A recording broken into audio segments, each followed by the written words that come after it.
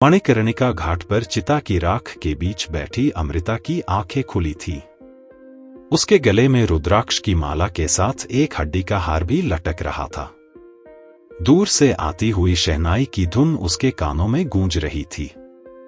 आज भी एक और आत्मा को परलोक की यात्रा करनी थी। अमृता कोई साधारण अघोरिणी नहीं थी।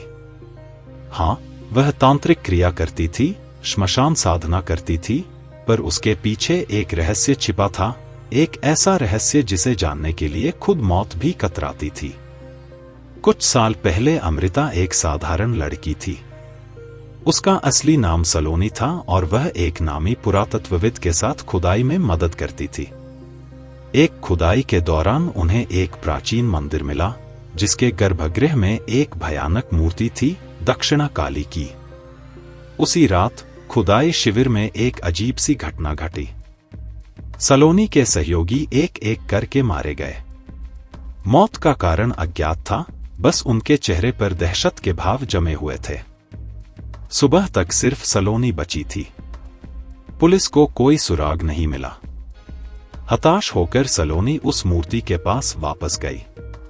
तभी उसे वहां दीवार पर लिखा एक श्लोक मिला, जो किसी तांत्रिक अनुष्ठान की विधि बता रहा था।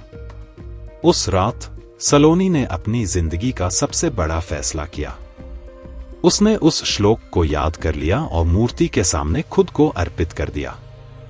कुछ करुण ध्वनियों के बाद सलोनी गायब हो गई और उसकी जगह अमृता खड़ी हो गई। अमृता अब अमर नहीं थी, पर मौत उसका कुछ नहीं बिगाड़ सकती थी। वो मृत्यु के करीब रहकर ही उस तांत्रिक शक्ति को नियंत्रित कर सकती थी, जिसने उसके साथियों को मार डाला था। अब अमृता मणिकर्णिका घाट पर रहती थी। लोग उसे अघोरिणी मानते थे और उससे मदद मांगने आते थे। वह उनकी मदद करती थी, पर एक शर्त पर, वो उस मंदिर और मूर्ति के बारे में किसी को नहीं बताएंगे। लेकिन आज सुबह का सूरज कुछ अलग था। शहनाई की धुन के साथ ही अमृता को लगा कि कोई उसकी निगरानी कर रहा है। वो पीछे मुड़ी तो घाट के कोने में एक साधु खड़ा था। उसके भगवा वस्त्र धूल से भरे थे और आंखों में एक भयानक चमक थी। वह साधु अमृता की तरफ बढ़ा और बोला, मैं जानता हूं तुम कौन हो, सलोनी। अमृता का दिल धक से रह गया। सालों बाद किसी ने उसका असली नाम लिया था। वो साधु कौन था और उसे सलोनी के बारे में कैसे पता चला? क्या वह उसी तांत्रिक शक्ति का हिस्सा था जिसने उसके साथियों को मारा था? अमृता ने जल्दी से अपना संयम वापस पा लिया और उस साधु को घूरते हुए पूछा, तुम कौन हो? साधु मुस्कुराया, मैं वो हूं जो तुम्हें आपकी असली जगह, उस मंदिर में वापस ले जा सकता हूं। और वो तांत्रिक शक्ति तुम्हारी गुलाम बन सकती है। अमृता को एक तरफ उस भयानक मंदिर में वापस जाने का खौफ था, तो दूसरी तरफ उस तांत्रिक शक्ति को अपने वश में करने का लालच। उसने साधु की तरफ देखा और पूछा, तुम मुझसे क्या चाहते हो? साधु ने धीमे स्वर में कहा, मैं उस मंदिर की रक्षा करता हूं। दक्षिणा काली की शक्ति अत्यंत प्रचंड है। उसे गलत हाथों में नहीं पड़ना चाहिए। तुम्हें उस शक्ति को नियंत्रित करना आ गया है, पर तुम अभी भी अधूरी हो। मैं तुम्हें वो ज्ञान दूंगा जिससे तुम सच्ची अघोरिणी बन सकोगी।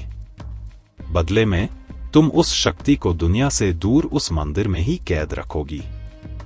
अमृता ने सोचने का नाटक किया। उसकी जान उस शक्ति पर निर्भर थी, पर उसे यह साधु भी संदिग्ध लग रहा था।